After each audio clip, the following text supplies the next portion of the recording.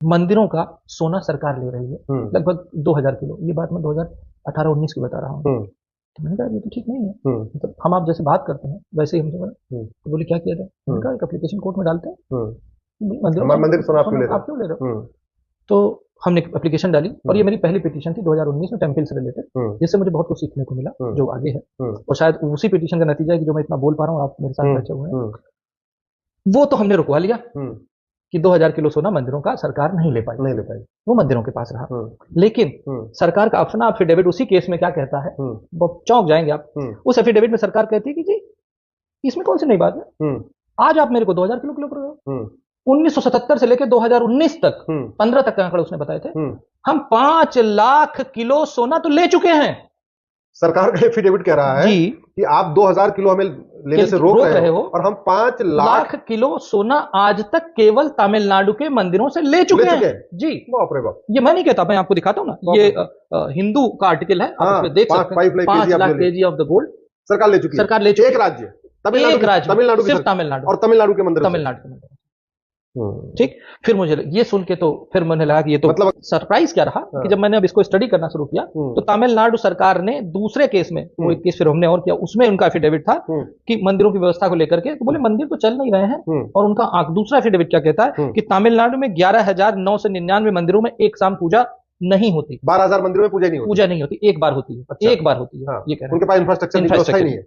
और उसी एफिडेविट में ये कह रहा है, सरकार कह रही है, मैं बोल ही नहीं रहा हूं, सब सरकार बोल रही है कि 37,000 मंदिरों में सुरक्षा, पूजा, सफाई, सारी व्यवस्था के लिए मंदिर में सिर्फ एक आदमी है, यानी पुजारी से लेकर चपरासी तक वो बेचारा एक आदमी। मतलब वही झाड़ू पोछा करेगा, वही पूजा करेगा, वही आरती करेगा, वही भोग लगाएगा, वही कथा सुनाएगा, वही सबका संस्कार भी कराएगा, एक व्यक्ति। जबकि सरकार उसी दौरान 5 लाख किलो सोना ले चुकी है। नहीं डॉक्टर साहब, मैं तो देखिए, हम तो चूंकि मेरा सबसे बड़ा कंसर्न है जो कन्वर्जन हो रहा है और तमिलनाडु में बहुत बड़ी मात्रा में हो रहा है। मैं ये सोच रहा हूं कि 5 लाख किलो सोना अगर 100 ग्राम सोना बांटे 100 ग्राम सोना बांटे तो 50 लाख लोगों की घर वापसी हो सकती है। अभी तो आपने सिर्फ एक राज्य का सुना है, अभी तो पिटारा बाकी है। आगे चलते हैं। तो जैसा सबको पता है कि भारत में मंदिर को छोड़ करके बाकी सारे रिलीजियस सेंटर हैं वो फ्री हैं, स्वतंत्र हैं। मंदिर आज भी गुलाम है, परतंत्र है। हिंदू धर्म का ये केंद्र माना जाए भारत को, वहां पर एक भी मंदिर आज ऐसा नहीं है जो सरकार के अनुदान से बना हो। एक भी मंदिर सरकार के अनुदान से नहीं बना। हमने ये आरटीआई डाली कि अच्छा ये 5 लाख किलो सोना आया तो गया कहां? क्वेरी है। अभी इतने मंदिर बंद हो गए, सोना आया सरकार ने, गया कहां? 5 लाख, तो 5 लाख किलो, 5 लाख किलो। और ये सिर्फ सोना अभी पैसा हमने बताया नहीं, पैसा अलग है, इनकम अलग है। ये आरटीआई में लॉ स्ट्रीट जर्नल का आर्टिकल में कोट कर रहा हूं, इसमें ये कह रहा है कि where does the temple money go, state and centre authorities have no answer, Law Street RTI reveals. तो उनको पता ही नहीं है कि वो कह रहे हैं हमको नहीं पता जी कि 5 लाख करोड़ 5 लाख किलो सोना आया था, इतना निकला, पर उसका यूटिलाइजेशन कहां हुआ इसके लिए उनके पास आंकड़ा नहीं है कि कहां यूटिलाइज हुआ। जून 2022 मद्रास हाईकोर्ट ऑर्डर, जब हम लोग इस केस में घुसे तो केस में यह हुआ कि जो आप उसमें मूर्तियां देखते हैं वो मूर्तियां गायब करके डुप्लीकेट मूर्तियां रखी हुई हैं।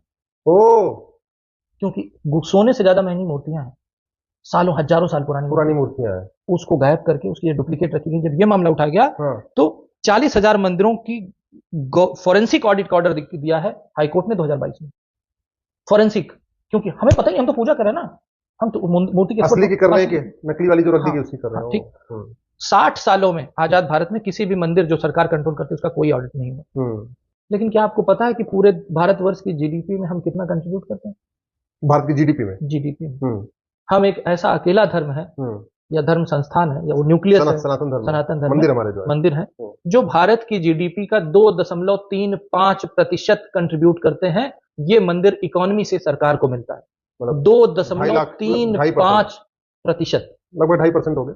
और ये आंकड़ा है जो भारतवर्ष के हेल्थ बजट से ज्यादा है, भारतवर्ष के एजुकेशन बजट से ज्यादा है, जो भारतवर्ष का डिफेंस बजट है लगभग 2.5% का, उससे थोड़ा सा कम। इतना मतलब ये हुआ कि जो वैष्णो देवी पे लोग इतना सब चढ़ावा चढ़ा रहे हैं, या तिरुपति पे जो इतना चढ़ावा चढ़ा रहे हैं, या सिद्धि विनायक में चढ़ा रहे हैं, या जो बड़े बड़े मंदिर हमारे बड़े प्रोमिनेंट मंदिर है, तो लोग चढ़ा तो रहे हैं अपने भगवान को, श्रद्धा के, और सरकार उसको ले रही है, वो सरकार के पास जा रहा है। और वो हिंदू धर्म के हित में, हिंदू धर्म के प्रचार प्रसार के लिए खर्च भी नहीं हो रहा है, वो पैसा वहां जाते सेकुलर हो जा रहा है। हाँ, सेकुलर हो जाता है। तभी तो मैंने पूछा यूज कहाँ होता है, तो उनके पास जवाब नहीं था। अब आप लेटेस्ट देखिए राम मंदिर, उसका जो क्वांटम था वो 5,450 करोड़ था, जबकि राम टेम्पल ट्रस्ट ने मना कर दिया था पैसा मत दो। ठीक बात है, मना किया। और एक चीज बता दूं, ये 5,450 करोड़ रुपया जो है, ये उस साल के भारत के डिफेंस बजट से ज्यादा था। तिरुपति बालाजी से हर साल 3,023 करोड़ रुपए सरकार के पास जाता है। वैष्णो देवी से 2,000 करोड़ रुपए हर साल जाता है। अंबाजी से 4,000 करोड़ रुपए जाता है। द्वारकाधीश से 1,200 करोड़ रुपए जाता है। सोमनाथ से लगभग 1,200 करोड़ रुपए जाता है। गोल्डन टेम्पल से 690 करोड़ रुपए जाता है। ये हकीकत है। और जो गोल्ड का जो डोनेशन होता है, ये तो पैसे, मैंने पैसे बताए, गोल्ड का डोनेशन जो एवरेज देखा गया है, मैं 2 मंदिरों का बता देता हूं। जो तिरुपति बालाजी में लगभग हर साल 130 किलो सोना डोनेट होता है, और शिरडी के साईं बाबा जो कहे जाते हैं, वहां पे हर साल 380 करोड़ रुपए, 380 किलो सोना डोनेट होता है, और ये सरकार के पास जाता है। और ये जो भी डोनेट हो रहा है, ये हिंदू धर्म के प्रचार प्रसार के काम में कोई नहीं आ रहा है।